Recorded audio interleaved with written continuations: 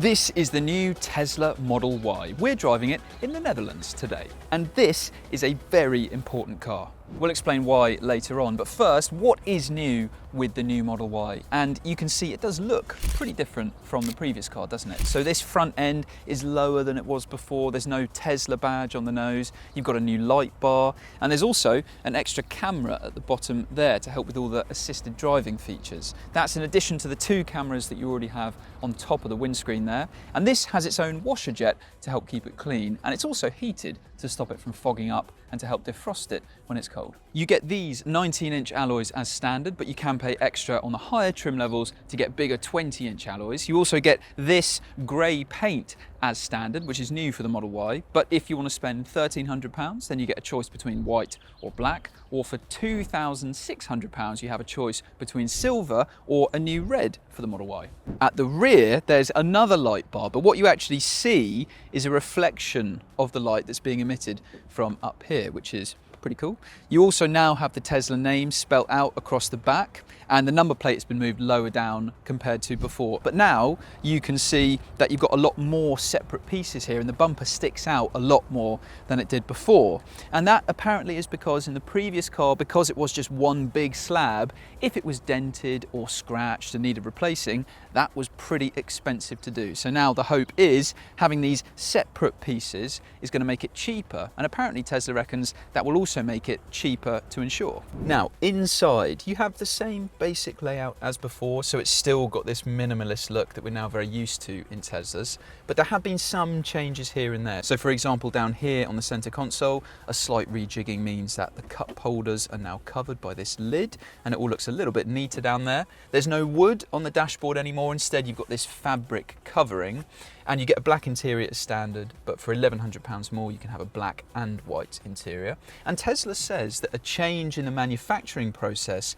of the car, and this interior in particular, has resulted in improved interior quality, and it says a lot of the materials are better than before as well. So is that the case? Well, we have known Tesla interiors to get better and better over the years. And to be honest, this, although not perfect, look at this shut line over here in the different level, this is another example of Tesla interiors continuing to improve. And this is certainly the best Model Y interior that we've sat in. The materials all look and feel really very nice. It's really solid in here, and it just feels pretty premium, and now compares very well against other electric SUVs in this class and their interiors, like the Kia EV6, the Hyundai Ioniq 5 and the Renault Scenic as well.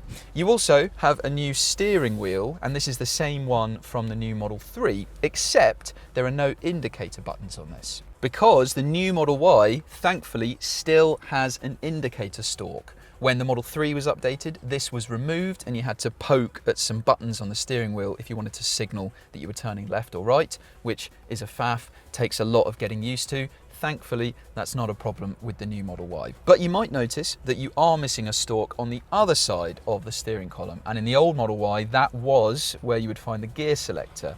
However, now, like the Model 3, that's been moved onto the touchscreen, which sounds like it could be absolutely disastrous, but in all the driving of the new Model 3 that we've done and the time that we spent in the Model Y, it's not actually as terrible as it sounds, because it's a very simple process of just swiping up to go into drive, swiping down to go into reverse, and it's great that it's within easy reach from the steering wheel, so that isn't a problem. But just like before, you don't have a driver display, so it means that everything that you need to know about your driving information is still on this central touchscreen. So it is a little more distracting having to take your eyes over to the top of the screen here to see just the speed that you're traveling, rather than having it all right in front of you as you get in most other cars. And it is a shame that Tesla still doesn't offer a head-up display for this new Model Y, not even on the options list. Something you do get that's new with this car though is this ambient interior lighting that you can see here. These front seats have been redesigned and now offer a bit more support than they did before,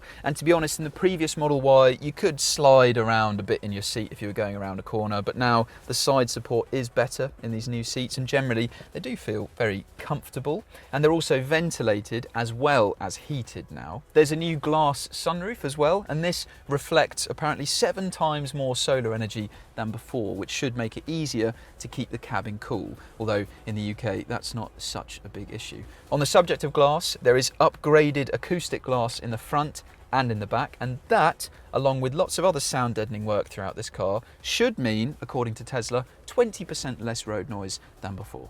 This 15.4-inch touchscreen infotainment system is the same size as it was before. It's running pretty much the same software, but it just has slightly thinner bezels. And we know from having used Tesla systems loads in the past and having a good go on this one as well that, okay, you don't get Apple CarPlay, you don't get Android Auto, but the biggest compliment you can pay to this system is the fact that that doesn't really matter, because you get Google Maps built in, you get things like Spotify, and it's very intuitive. The graphics are really nice, and the response time is among the best of any infotainment system out there. So this is still a close to class-leading infotainment system.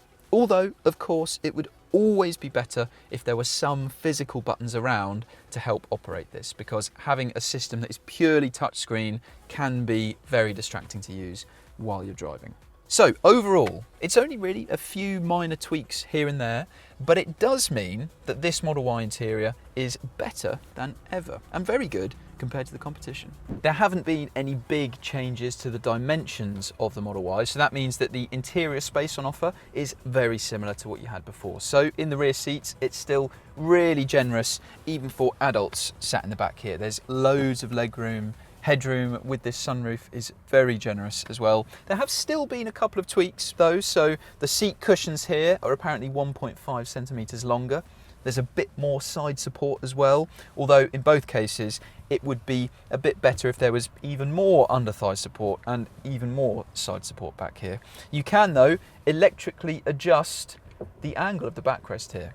So you can have a more upright sitting position, or you can put it back and relax a little bit more, and you can control that using this button down here, or by using this 8-inch screen which comes as standard for passengers in the rear, and that lets you control the seat heating. You get heated rear seats as standard, as well as adjusting the angle of it. You can select the media that you're listening to. You can even connect your Bluetooth headphones to this screen as well, so you can listen to whatever you're watching on it on a long journey, which is great.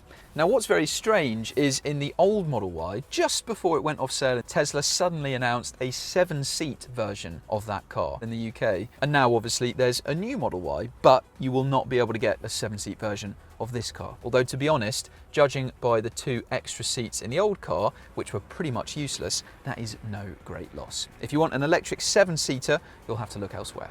As we've said, no huge changes in dimensions for the new Model Y, so that means practicality-wise for the boot, it is very, very similar to before, which means it is still very big. You've got loads of storage in here, and what's particularly brilliant is you've got these massive compartments either side. You've got this boot floor which you can lift up to reveal a massive amount of underfloor storage there. And also what's handy is you can hold up the boot floor like so to free up your hands and throw things into this underfloor storage area. You can also remove it and fold this up to give you a better view of even more storage just in front of the rear seats here, and you can take this bit of the boot floor out as well. So just like before, still very practical, although the official figures show that overall there's 20 litres less storage in the new Model Y compared to the old one.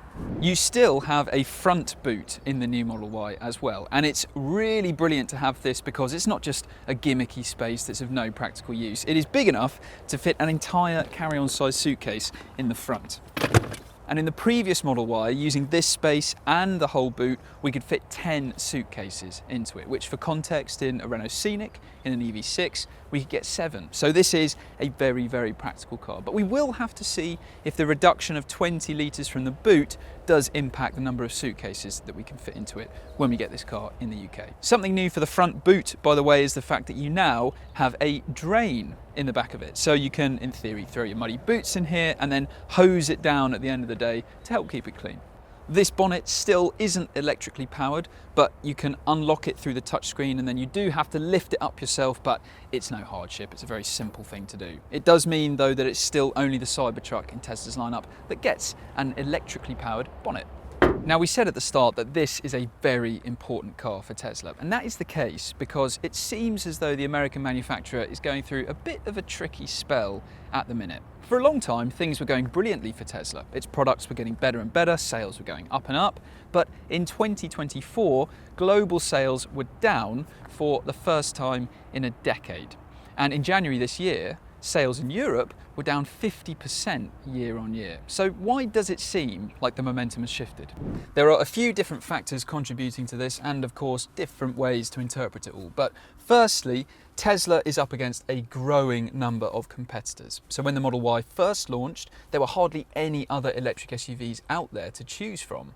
But today, the new Model Y is up against things like the Kia EV6, the Hyundai Ioniq 5, the Audi Q4 e-tron, the Skoda Enyaq, and many, many more electric SUVs, with lots more competitors coming soon in the near future as well. So it is no longer the default electric SUV choice simply because it's one of the only options. It's also thought the sales decline in Europe could be down to a backlash from car buyers against Tesla boss Elon Musk and his support of far-right political parties over here. And we're interested to know, is that something that would stop you from buying a Tesla? Tell us in the comments below. Another factor contributing to the downturn in sales is just the fact that the Model Y was getting a bit older and it wasn't such a shiny new product anymore, having launched in 2020. And so potential electric SUV car buyers last year might have been holding off from buying one, knowing that a new model was coming up just around the corner. And so some would say that this dip in sales is entirely predictable and just part of the process of updating a car. But the truth is, whether this globally is just a blip that's temporary from Tesla or signs of a more prolonged downturn in fortunes is something we're only going to know further down the line. And despite some negative looking sales figures right now, the fact is the Tesla Model Y is the best selling car in the world. It was in 2023 and it achieved the same feat in 2024. So has Tesla made it even better? Now it's time to talk through the mechanical updates in this car. But on the face of it, you might think that not much has changed because it's got the same batteries and electric motors as before. But quite a lot has changed, starting with the range. So in the old car, the maximum official range that you could get was 373 miles officially from a full charge. But now that is up to more than 380 miles from this updated Model Y. That is for a long range rear wheel drive model. And like the old car, you can also have a long range all wheel drive Model Y, and there's an entry level rear wheel drive car with a smaller battery. There's no official confirmation yet from Tesla that a performance version is on the way, but surely you'd expect that in time. And so across the board, official ranges are up compared to the old car. Tesla says this boost in range has been possible thanks to a few different tweaks here and there in the aerodynamics of the car, and also thanks to some new tyres that have less rolling resistance than before. And Tesla says that the car should feel different as you cover those miles as well, because there have been updates to the suspension and the steering, and also because of the acoustic glass and the extra sound deadening. Tesla is promising a smoother and quieter ride than before, which would be very welcome because ride comfort and refinement have never been real strengths of the Model Y. Now, it's not like the old Model Y was an absolute stinker on the road, far from it, but in terms of ride comfort, it was quite unsettled. The impacts on the suspension could be quite harsh, and it generally felt a bit firm. But with the new Model Y, there is still firmness to the ride, but it does feel more settled, particularly at motorway speeds. And if you do pass over a speed bump or a big imperfection on the road, the impact on the suspension and the interior doesn't feel as abrupt as it did in the old car. Similarly, there has been a really noticeable improvement in refinement. In the old Model Y, it was pretty noisy inside. Again, particularly on the motorway, you'd have a lot of road noise, you'd need to raise your voice to have a conversation with someone. But now, things are a lot quieter inside. Now, when it comes to the steering, that has been changed a bit as well. In the previous car, it had a very quick setup, similar to the Model 3. And in that lower, sportier car, it was fairly well suited to it, made it feel quite agile. But in the taller, heavier Model Y, it meant that it could feel a bit twitchy and a bit nervous as well. But now what Tesla's tried to do is slow down the steering, particularly around centre. And so that means that in the new Model Y, the initial steering inputs do feel a bit calmer than they did before. And so the new Model Y is more comfortable, it's quieter inside, the steering is a bit better suited to the car, and it generally is very good on the road. The charging capability, by the way, is the same as it was before, which means that the new Model Y can still accept a maximum charging rate of 250 kilowatts. And it has access to Tesla's fantastic supercharger network. Now that is great because the non-Tesla public charging infrastructure is, by comparison, frankly, pretty rubbish. Although that isn't quite the advantage that it used to be for Teslas, because in the UK, lots more superchargers are being opened up to non-Tesla EVs. And what about the price? Well, there has been an increase of a couple of £1,000s across the lineup for the new Model Y. But given the improvements to the car on the road, that doesn't seem like such an outrageous price hike. And it still means that this is very competitively priced compared to its rivals. In fact, it still costs less than some premium badged electric SUVs like the Audi Q4 e-tron. The one exception to this in the new Model Y lineup is the Launch Series model, which is a limited run trim that you can buy in the UK. It's based on the long-range all-wheel drive model, but at more than £60,000, it is very hard to recommend. But the other trim levels do look like good value, and whichever Model Y you buy, you will have a 4-year or 50,000 mile warranty as standard. And in our 2024 reliability survey, the Model Y was actually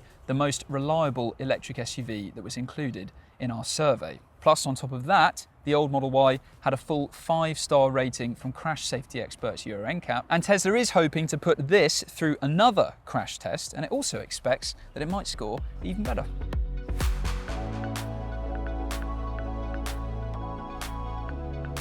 The old Model Y was a very good electric SUV. It just wasn't quite polished enough on the road to be an outright class leader. This new Model Y is more comfortable and it's quieter, and so that, on top of the fact that it's got a really nice interior with a brilliant infotainment system, it offers fantastic practicality, it has a very good range, and it's really good value for money compared to its rivals, all means that this new Model Y objectively is one of the more compelling electric SUV choices out there.